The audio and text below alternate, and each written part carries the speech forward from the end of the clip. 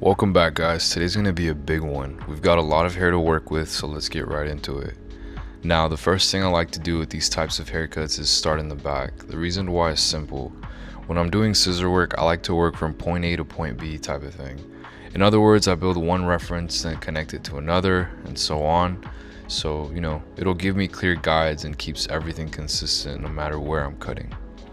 So to start off, I section from the highest point of the head, what's called the apex, and bring that section down just behind the ear on both sides.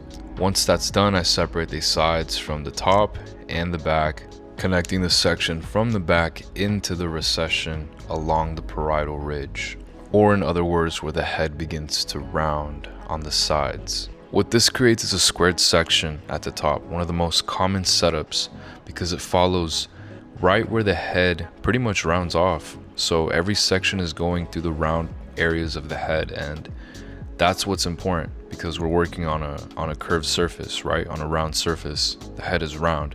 So if you've ever wondered why we section the way we do, it's to simplify something complex. You're basically breaking a rounded surface into smaller, more manageable areas.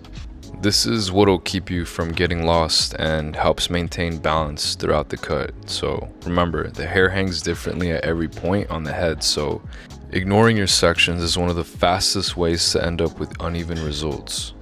Alright, so to start off in the back, this is where I'm setting my first reference. Since I'm going for more of a creative haircut, my client likes that dark V shape in the back. And because this is a longer, slick back style, I need to build that up into more weight as I move upward. Now, to save some time, I am doing this part with my clipper. A lot of people you'll see doing it with their shears, and that's fine, but for me, this gets me there quicker and cleaner. Later on, I do go back in with my trimmer to detail the line and sharpen everything up. From here, the idea is simple. I'm using the hair that hangs down to my guideline as my first reference. I'll pick that up and grab a little bit of the hair from the occipital area above it. Using the previously cut hair as a guide, I create a new slightly shorter length moving upward. So essentially I'm elevating the hair, and lifting it higher will actually remove a little bit of weight at the bottom while creating a shorter length in that 90-degree area where the hair starts to stick straight out. So that's how you keep that bottom dark while still creating movement through the middle. So the shape goes pretty much from long at the bottom of the V to slightly shorter through the occipital area, then gradually longer again as I build towards the crown. That's the graduation, that short to long transition. And I am taking diagonal sections through this process. And again, at the lower part, I am keeping my elevation high. You can think my sections, pulling the hair out towards my chin. As I work upward towards the crown, I start following the head shape more, pointing my sections parallel to the head shape. So you can think of it like pulling the hair towards my stomach or my belly. And now once I reach the crown, I lower my elevation to form that weight line. That's the area that gives the cut its flow and natural movement when the hair falls back down. Now, if you pay attention to the crown area, you'll start to notice how the hair naturally falls into a slight V shape. That's where you can actually see the weight line come to life. So now, again, at the very bottom, that V section is left longer. That's what keeps it dark and full. As you move up towards the occipital area, the hair gets slightly shorter and tighter, which helps control the shape. Then from the crown down, all that length starts to fall back towards the occipital area, building that weight line we talked about. That weight line is what gives the haircut its structure. It's what will allow the hair to move and flow naturally once it's styled. Now I'm going to start connecting the length from the back to the sides. The goal here is to carry that weight line I built in the back and pretty much transfer it into the sides. So what I do is grab a bit of hair from the back and a bit from the side and use that previous section as my guide. One key thing to remember, when you're combing and grabbing the hair to cut, you'll know you're holding it at the right elevation if your guideline looks clean and defined. If it looks stacked or uneven, you're probably holding too low or too high. You want that clear, consistent cutting line all the way through. As I work forward, my clients got thicker hair on the sides, especially around the temple area, so I'm careful not to take too much length off. I want to keep enough length and weight so the hair kind of falls around, above the ear in that area. That's pretty much where you can see I placed my my weight line here on the side. So again, you'll see right now when the hair falls, I show you with my comb, you can see clearly my weight line is right here. Now moving into the graduation on the sides, in the temple area, I'm going to start cutting with my fingers right on the scalp because I'll be tapering that area later. Now the next section, I am going to pretty much do the same thing, but just slightly over direct it down to the previous to kind of blend that length into the shorter length that I created below. Now this is the one thing that helped me understand graduation better. When I grab the hair from the very top of that section, this is where you have to really consider how the head rounds. The parietal ridge area is key, so I pull that hair down towards my existing weight line to not ruin the shape that I'm trying to create. So when I'm working up through this area, I'm pulling the hair down towards my existing weight line to keep the structure intact. That's what connects everything from short to long. The edge of my fingers show me exactly where that length sits, basically referencing the length I created earlier. That's what I use to maintain my graduation. So again, as I move up, I make sure that I'm lowering that hair down towards that weight line to preserve the shape and the flow. Then once I'm only working on the side area away from the ridge, away from the parietal ridge, I shift to holding the hair at a 90-degree angle. At that point, I'm not building weight anymore, I'm just refining the length. As I work towards the back, you'll start to see how that side just connects perfectly into the shape that we built. Now, here are a few tips that really helped me with graduation. First, always remember the section goes where the hair flows. If I'm taking diagonal sections, I'm also combing the hair back diagonally in the same direction I want it to flow. It just makes more sense and it makes sectioning a lot easier. Another big one, keep the hair wet, not just damp, but wet enough so it stays controlled. That alone makes a huge difference with sectioning and keeps you from getting frustrated or losing track of where you are. And lastly, have patience. These types of haircuts take time. Before you get fast and efficient, you have to get precise. The speed comes after you really understand the fundamentals and take your time working through each section. And I do want to say, if a lot of this stuff does not make sense, we actually have free videos explaining head shapes, intro to head shapes, which are a part of the fundamentals, how to grab the hair, how to section, and so much more, all for free. So if this is something that interests you, I'll leave the link down below in the description. It'll have you make a free school account, and then you'll have access to a community of over 10,000 barbers and so many educational videos for free. Yes, I'm serious. Alright, now moving on to the top. First thing I'm going to do is comb all the hair back. One trick I like to use to find where the hair naturally splits is to grab a bit from the front, push it forward, and you'll notice how with most hair textures, it'll naturally separate right down the middle. That's your natural split, and it makes finding your section way easier. Once I've split the top down the middle, I'm ready to start connecting the top length into the sides. Now, my goal here is to blend that top length into the weight line I created all the way around the head, from the back into the sides. But I don't want it to feel too heavy, so as I start cutting from the back, I'm going to raise my elevation just slightly, pulling the hair up around chest level. That little bit of elevation softens the weight line, so it's still dark and full but not too bulky. The top length will sit just slightly above that weight line, and I only do this through the back and up to about the ear area. Now once I start working towards the front, I begin lowering my elevation because I want to preserve length and keep that natural heaviness in the front. I cut less in that area so that when the hair falls, it has enough weight to flow into that weight line on the sides.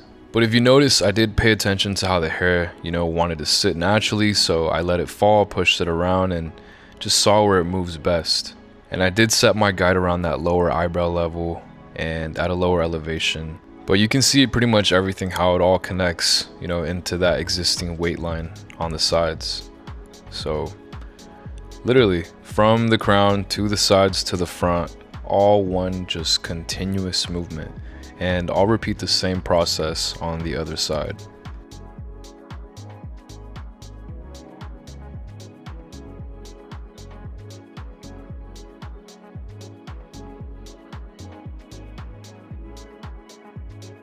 So now here is a very important part. I'm actually just making sure that both sides are going to be even lengths. That way I can connect everything appropriately and both sides are pretty much the same length. And I'll actually use this as a reference when I cut the top and connect the back to the top. You'll see what I mean shortly.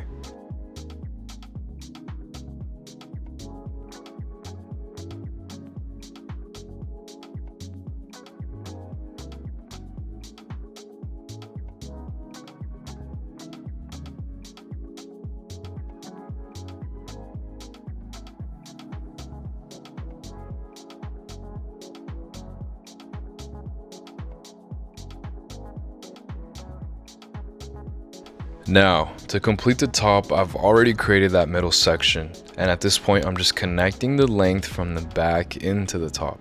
As I lift the hair in the crown area, I'm keeping in mind where I originally sectioned when I split the top from the back. That's where I choose my length, and I'm basically using that shortest, longest point from the back as my guide. And like I mentioned earlier, this is why I always work from point A to point B. It keeps things clean and structured. The front is already established from when I checked for evenness on both sides. So now all I'm doing is connecting that shorter length in the back from the crown, building that square shape as I move towards the front, and connecting it into that established front length. Now to finish off the shape on top, I'm just cleaning everything up.